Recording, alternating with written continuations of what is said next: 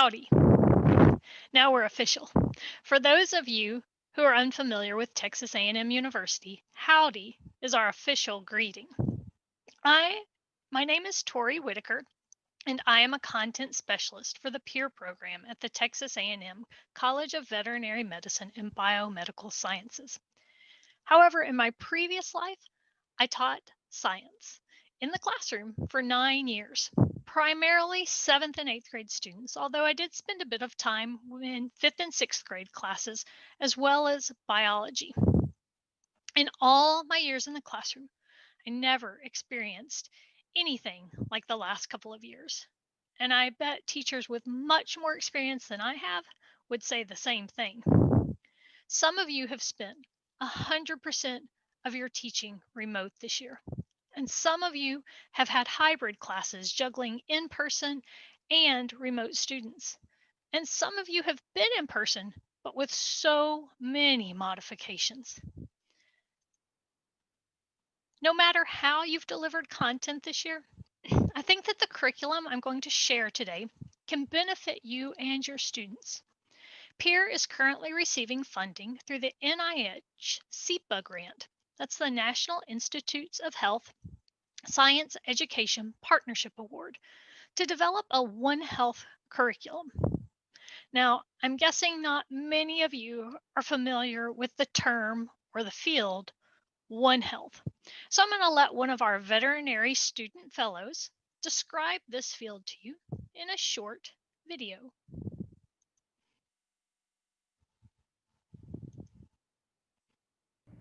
Howdy, my name is Kristen Watts and I am a veterinary student fellow for the peer program at Texas A&M College of Veterinary Medicine and Biomedical Sciences. You may have heard the term One Health and wondered what it actually means. The goal of One Health is to achieve optimal health for people, animals, plants, and their shared environment, with the understanding that all living things are dependent on one another for survival. One Health requires that scientists specializing in areas such as cell biology, ecology, and infectious diseases work together to find solutions to problems that may impact a local ecosystem or the entire world. So, everyone has to work together to make this happen. For example, a local veterinarian makes sure that the dairy cows in their town are healthy. This ensures that the milk and dairy products, such as cheese, from the dairy will be safe when it is sold to people throughout the country or even throughout the world. Now that you know about the concept of One Health, let's dive into why One Health is important to us in our daily lives. As the human population expands, our impact on the world around us, including the animals and vegetation around us, increases. One result can be the spread of disease between animals and humans. When a pathogen, such as a bacteria or a virus, can be transmitted between animals and humans, it is called a zoonosis. A couple of zoonoses that are found in the United States include West Nile virus, which is transmitted by mosquitoes that have bitten infected birds, and also rabies, which is transmitted by the saliva of an infected animal. One Health requires scientists, including veterinarians, human doctors, and biologists, to work together in order to help make the world a healthier place for all living things. All right. So now that we have a better understanding of One Health, let's examine this One Health curriculum more closely to see how it might effectively meet the unique needs of our current teaching environment. First of all, this curriculum is accessible from any mobile device or desktop computer and can be hosted at no cost from our LMS, which is Moodle, or your school district's LMS. Now, at this point in our remote learning game, I think everyone is familiar with a learning management system, or LMS, and how it helps us track with our students to see how their progress is, to help us communicate with them, to see what their learning outcomes are. So we have that available to you again at no cost. It can also be viewed without management from our website. Our website, the PEER website, is found at vetmed.tamu.edu/peer. And here's a screenshot. On this main screen, when you scroll down, you'll see a button for One Health, and that will give you access to the One Health curriculum, again, without the management features. You'll also see that you can access many of the other peer resources on this same page. Today, however, we're going to look at the One Health curriculum from the learning management system side. So we're going to look here at peer.tamucet.org. The CET stands for Center for Educational Technologies, and this is the group that developed the platform that our One Health curriculum is hosted on. It's called StepStone, and we'll be looking more closely at that as well today. So let's go to the LMS and check out this new curriculum. So let's get into our learning modules and start looking at them.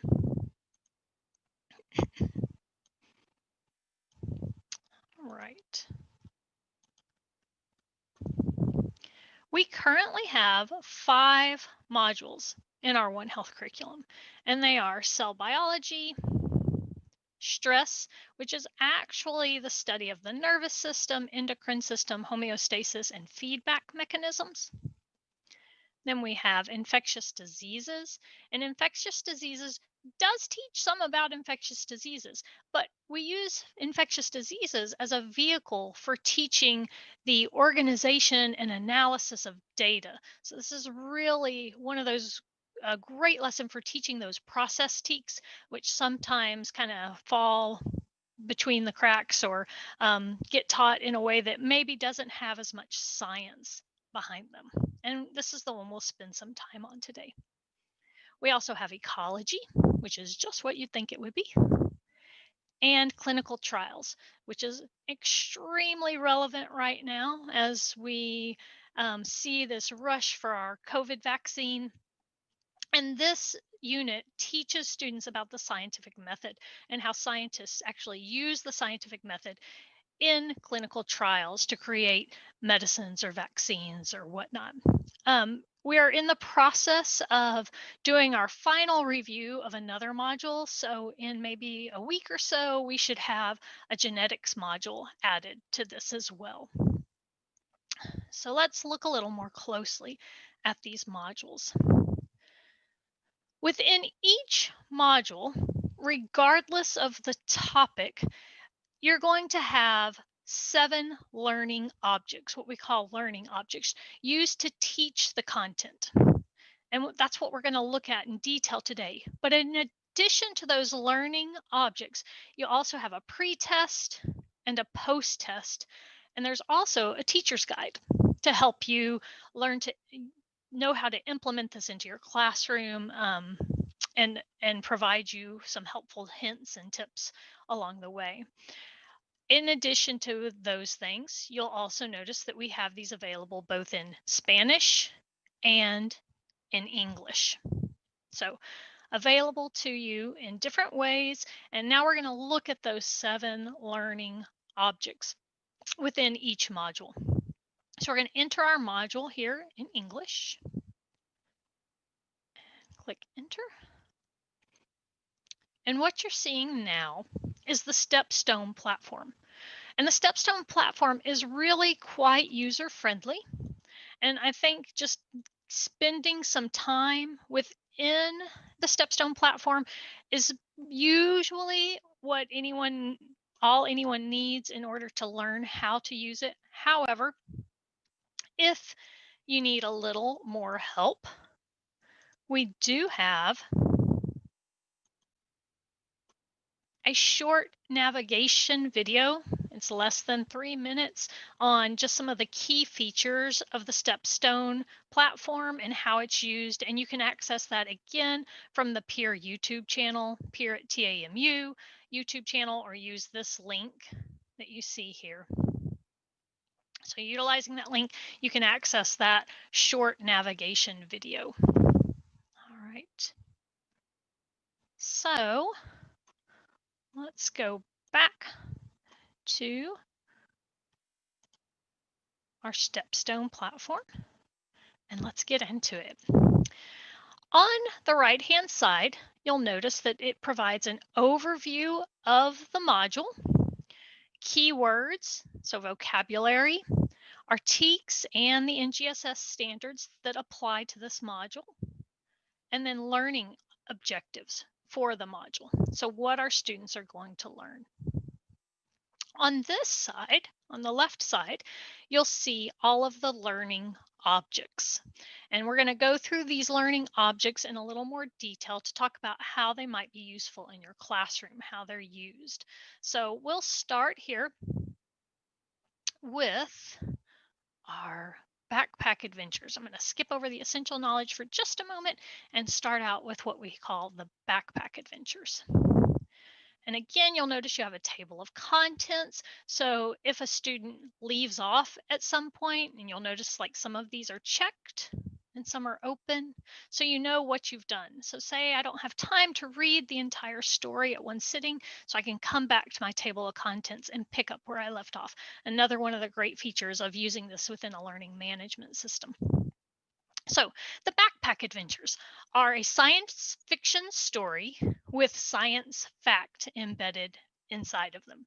It's based around a group of middle school students who use a time traveling backpack to answer questions that they can't get the answers to within their science class. It's usually questions that are impacting their personal lives, their lives outside of school sometimes. So they use this to go get answers. They might visit famous people or famous events, things like that. So kind of a fun story for our students to start getting engaged in the topic, to maybe give them some connection with these characters so that they might be more interested in what they're about to learn. All right, so we have our introduction. And this gives a brief overview of what adventure they're going to go on in this particular story. All right. Again, to navigate, this is just a matter of saying continue or back, and you can return to the main menu here with the dashboard. Each portion of the story, each page, is chunked into a more manageable reading, and it includes some type of graphic so that our students are a little more engaged and not overwhelmed by an abundance of text. So each section, like I said, each slide or page is not terribly long. And then at the end of the story, they have some check for understanding questions that you'll see here. So a little knowledge check. Usually these are either reading comprehension or a very basic question about the science that was introduced here. So in this case, why did summer go back in time? So quick reading comprehension here. Just a fun way to hopefully engage our students, maybe make an emotional connection for them where maybe they're not so interested in science, but maybe they start getting connected to these characters in the story, and through their connection with the character, perhaps they'll get a little more motivated to learn the science. So that's our backpack adventures. The next learning object is essential knowledge, and essential knowledge is exactly what you think it is. These are the standards. This is the content that they need to know, whether that be for the STAR test or for a lab activity or project in class. This is what the information they need to know for this. It's presented in a slideshow type fashion with short text and graphics. And in addition to the text and graphics, each essential knowledge section also includes opportunities for the student to pause, to reflect, to review, to reinforce what they are learning. So, and it'll be different kinds of questions. So in this case, it's a multiple choice question based on this graph. They answer, they hit check, and they're provided with immediate feedback and what they need to go back and read to answer the question correctly. So essential knowledge is here. Again, lots of graphics, text to go along with it. We're going to go back here. You'll notice there are several essential knowledge sections. We chunk, again, the chunk and chew, right? Give them a little bit, let them chew on it, figure it out before moving on to the next. So we'll give them a little bit of information within each section. Again, trying not to overwhelm them, making it a little shorter as they learn different sections of the material, kind of like you would do in a textbook. So this is section 1, this is section 2. You'll notice, and this is going to lead us to our next learning object. You'll notice here when you start the section in the menu, there's a little blue circle here. And that tells you there's something available on the clipboard. For our essential knowledge, the thing that's available on the clipboard are some guided note-taking templates.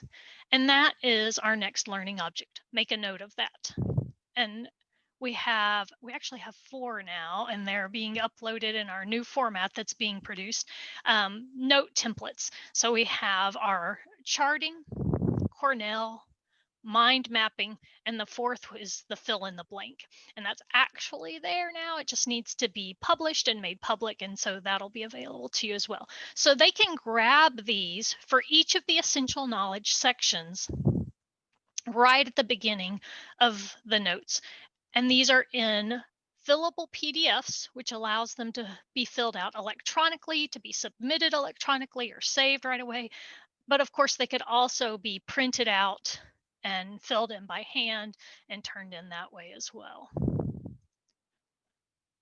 Now, if your students or yourself are not familiar with the note templates, you can go to the Make a Note of That section, and it will guide you through using each of those note templates. So there's a little slideshow page on each of these templates, how they're used, and what the overall purpose is for each template. So here's the thing about charting notes, and you'll notice as they go to each one, we get that little circle lit up again that tells us it's now available. So now we've looked at charting, so now charting is available for each of our sections in this module. And then you'll move on, you can look at Cornell, mind mapping, etc. So make a note of that. It's our next learning object. It's a really great way to make sure our students are focused and engaged and actually taking part in the notes section as they're reading through those slides. All right. So now we've gotten 3 of our 7. We'll continue on. We're actually going to look at this case study as the last thing. So I'm going to skip over all this essential knowledge. We've looked at backpack adventures. Make a note of that. Now, meet a scientist. Meet a Scientist is a biography of a scientist that's instrumental to this particular module, to this particular topic. So in this case, for infectious diseases, we're looking at Edward Jenner, right? And smallpox and the cowpox. So our smallpox vaccine. So they click on this, they have an article about Mr. Jenner. And what we've tried to do in each of these biographies is not just focus on how he contributed to science, but also his life, so that students can realize that scientists are not just these vague people up in academia somewhere, but they actually have lives that they lived and had interests and hobbies and things of that nature. In addition to the biography, again, we have some knowledge checks available for students so they can fill out whatever the answer to the question is. They get their feedback right away, just like the other things. All right. Back to our dashboard. And I'm going to hop over practice for just a minute, and we're going to look at the real science review. Real science review. So the Real Science Review is a peer-reviewed journal article, research journal article that's been rewritten, adapted to an 8th to 9th grade reading level. And within the reading, students will be asked questions based on the scientific method. So they kind of are given some scaffolding to see how these peer-reviewed journal articles, research journal,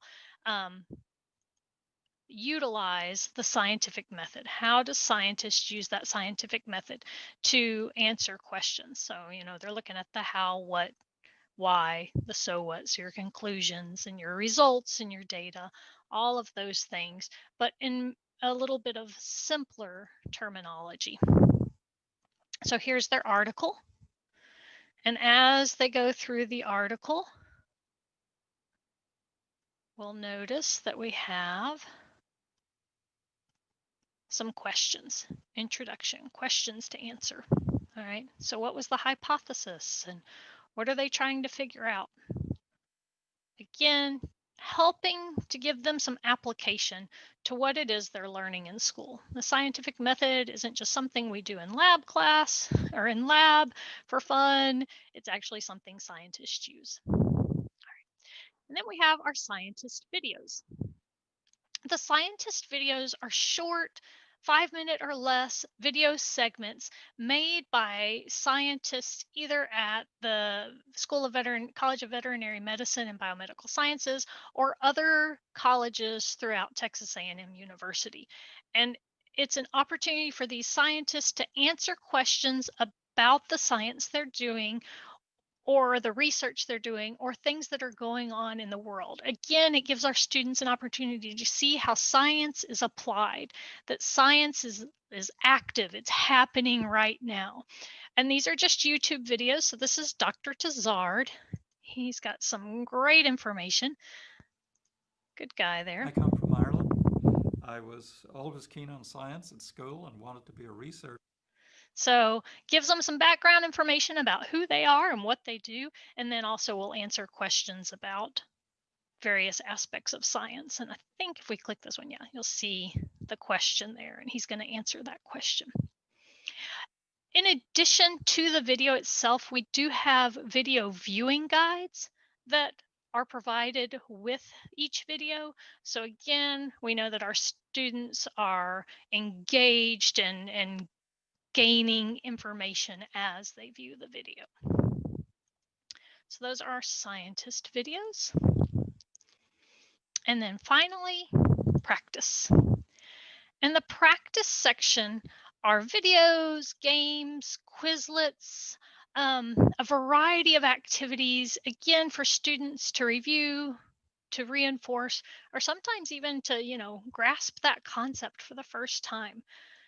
Some of these are made in-house. Some of them are made with something called Whisk games, and those are really easy games to create online. So I'm trying to see here. Here's one of our games that you can, like I said, you can create some yourself. These are made based on our essential knowledge information. So we go here and make sure we're all seeing the same thing. Go. So students answer the question. Oh, I got it wrong. I'm not actually reading this. So then when they answer correctly, they get to play the little game, right? So fun little thing for them to do to reinforce those skill sets or the knowledge that they've got. All right. Let's see.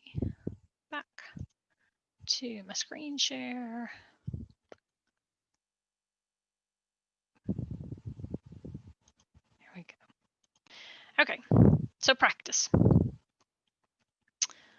All right, I'm gonna go back here. And now what we're going to do is we're gonna talk about how we can use these in your classroom. So I want you to take a moment, because I've just presented a whole lot of information to you. Take a moment and just kind of reflect and think about how you might use either individual learning objects or the curriculum as a whole in your classroom. If you need to pause our video and do that and kind of jot down some notes and brainstorm, that's fine. So I'm going to let you do that. And I'm going to share with you some ideas we've come up with. So I'm sure you'll come up with some great, creative, out-of-the-box ways to implement this One Health curriculum in your class. I really miss being live with teachers because they always have so many fantastic ideas, and I love getting to share those with them and for them to share with each other. So maybe we can figure out a way to do that. But right now I'm going to share some of my favorite methods to include this content in a classroom, and then some activities which might address our current challenging modes of teaching, whether that be remote or hybrid or however that is. So if you follow the link on this slide, it'll take you to our peer newsletter, which gives details in using the One Health curriculum in a remote or hybrid classroom. And that's there. You can also get to this newsletter and our previous newsletters again at our web page at the bottom of the front page of our website. And again, that's vetmed.tamu.edu/peer. So let's look at some of the ideas we have for using this curriculum. And the first one of my favorites, is the case study. Many of our modules include a case study section within the essential knowledge section. And this gives our students an opportunity to put into practice the concepts associated with the module using real world data. So it's going to give them an opportunity to answer questions that actually impact them, that apply to them. So let's look at that now by going to our case study here. Case study. Okay. I'm gonna.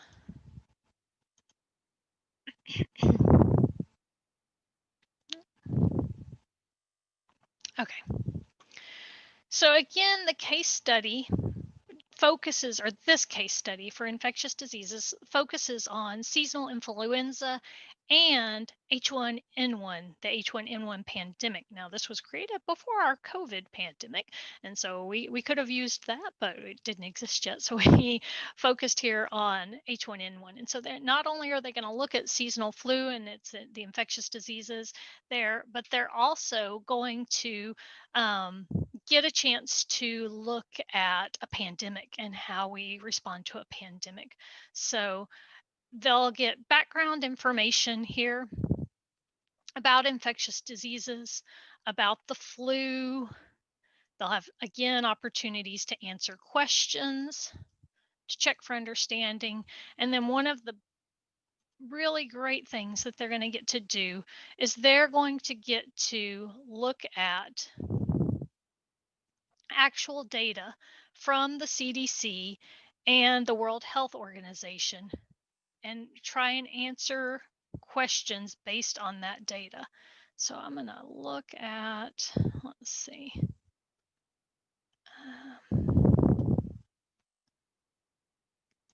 Hoping we move us along here kind of quickly. So we've got videos again. Okay, so our data looks like this, and some of this data is interactive, so they can actually click on this and manipulate the data, and some of it is static just for them to look at. But it's actual live, real data about flu, influenza, seasonal influenza. In addition to the data within our slideshow, we have these templates, and we're going to look at this template today. You'll notice again that it's a fillable PDF, so it can be done electronically. But this template is a focus question template. It really reminds me of a claim evidence reasoning style activity, where students have to find the reasoning, the evidence, give reasoning, draw a conclusion, and it's a similar thing. So in this particular one, we're looking for the time of year that most seasonal flu occurs. So based on the data they see here, they write down important facts, they write down some notes, and then they're going to draw a conclusion. Now, we also have these templates that are already filled in, either to use as an answer key or to use for modified versions for those students requiring modifications. But here in the important facts, you might give them some guidance like, what season does weeks 1 through 4 correlate with, right? So we want them to know that there are 52 weeks in a year. So week 1 is, January 1st through 7th, approximately, right? And so those first few weeks of the year are going to be winter months. And our last few weeks of the year, so, if we're looking at weeks 48 through 52, those last few weeks of the year are again winter months. And so we're going to look at that. We're going to look at some of our background information, and hopefully we'll get them to conclude that, hey, flu happens primarily in the winter. Now, there are several of these templates, and they build on each other. So we talk about patterns, and they have to identify patterns here. Again, looking at their graphs, making notes, making facts, taking important facts from the data, drawing a conclusion. And each of these tends to build on each other. So eventually they'll have a question that says, so why do doctors recommend that we are vaccinated in the fall? Well, they should know now because they know most flu occurs in winter. They also know from some of their data within the essential knowledge, the case study slideshow, that it takes a certain amount of time for those vaccines to become effective, things of that nature, and they'll come up with that. And then they'll compare, and this is a comparison graph that's really fantastic, seasonal flu to the H1N1 pandemic, and look for those patterns. Are those patterns the same? Are they different? What was different? So this is a great way for students to actually apply science to a real world problem and use real world data, and it's a problem that impacts them every year. We all know what flu season does to us year after year at school. So this is one of my favorite ways to implement the One Health curriculum in your classroom. And it can be used in a traditional classroom, because please let us return to that sometime soon. Or it could still be used remotely because it is available online. They're fillable PDFs, so they can do that as a remote thing. And you could even have discussions in breakout rooms, things of that nature, to make it work. Now what we're going to look at for our last couple of minutes here, we're going to look at some other ways to implement this curriculum that meets the needs of our current situation, where we're remote or we're hybrid or who knows what, something of that nature. All right, so the first one is the Meet a Scientist speed date. So students are assigned a different scientist from various modules from the Meet a Scientist, and they are required to come up with some interesting facts about them. Maybe not the normal facts, right? Maybe not, hey, he invented the smallpox vaccine, but hey, did you know this guy grew up in Europe? He had really enjoyed soccer. I don't know. I don't know if that's true about Jenner, but they can read the biography and pull some things out. And the goal is, so they're going to present information, facts about their scientist to a small group. They're given a minute to introduce their scientist, and the goal is to have the most interesting scientist, right? It's going to be the scientist that they're like, hey, I'm going to ask him out. I want to spend more time with him or her. And so just a fun, kind of silly way for them to learn more about these scientists and hopefully get them a little more excited about learning about scientists. So that's our Meet a Scientist speed date. The next one would be a backpack adventure book club. So they host a book club or a book discussion in small breakout rooms. And again, this is just to promote some of these emotional connections to characters, which then will drive the students on to learning more about the science within the story. It also gives our students who are remote some social interactions, because talking about the story may make it easier sometimes online. We know it's awkward getting them talking, so this gets them some talking and maybe provides some of that social interaction that everyone's really needing right now. Using scientist videos as transitions. So these scientist videos, again, are 5 minutes or less. They're short. We know that transitions in regular classrooms, in traditional classrooms, a time that we kind of lose our students, right? They get distracted. It's hard to get them back on task. Well, in the virtual world, they sometimes just vanish completely, right? As we wait to get from one class to another or one session to another, they're just gone. But if we use these videos, sometimes they grab the students' interest, right? And keep them there so they don't just vanish, because there's something they're playing, and hopefully it will get them interested before class starts and keep them there, keep them present, keep them engaged. Beat the virtual bell. So practice using some of those practice games like we looked at, the whisk games over the cell, thinking about their content, connected to their classmates. Some friendly competition does a world of good to get our students engaged, to make them focus, to actually have them remember things. And, those bragging rights can go a long way. So, those are our ideas. We think that the Peer 1 Health curriculum provides some great, relevant, engaging, and an accessible way to teach science standards, especially now in our remote and virtual worlds. So we hope you have opportunity to explore this further and to utilize this free, remember it's a free resource. If you have any questions or we can assist you in any way, please don't hesitate to contact us. We're here for you. We want to help you. We want this material to be beneficial to you and to your students. So let us know how we can help. Feel free to contact me. Again, my name is Tori Whitaker, and you can contact me at twhitaker@cvm.tamu.edu. I hope you have a great rest of your year, and we look forward to hearing from y'all really soon.